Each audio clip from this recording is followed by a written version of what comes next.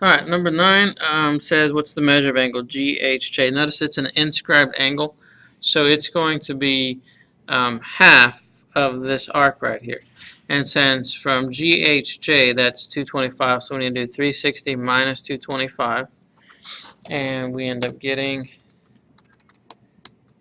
135.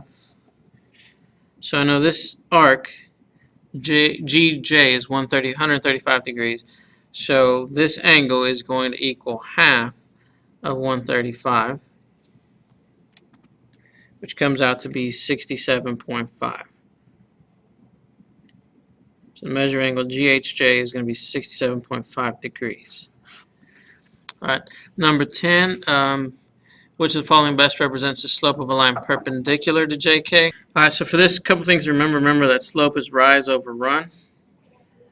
So on this one, if I want to get the slope, I would go up 3, and I go back left, so that's going to be a -8. So the slope of JK is -3 over 8. Now it says we want it to be perpendicular, so I want the perpendicular slope, which means I want to do the opposite reciprocal. So if this one's negative slope, I'm going to have a positive, and then I want to flip the fraction, so it's going to be positive 8/3, which is going to be G. Alright, number 11, which is the counterexample to the statement below? Every city has at most one professional football team. Alright, Knoxville does not have a professional football team.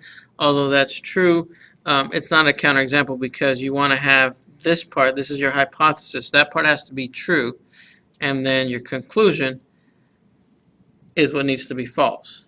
So that one's not it. New York City has 2 professional football teams. Well, that means at most, so they have a football team, but they actually have more than one. So that is actually going to be correct. Denver has 1 professional football team. That doesn't apply. Some cities do not have professional teams. So again, you want the hypothesis part to be true. It's the conclusion where you get your counterexample. So that's B for that one. Number 12, a rectangular solid has a volume of 24 cubic decimeters if the length, width, and height, that's important, you're changing all 3 dimensions, are changed to 1/2. What's the new volume?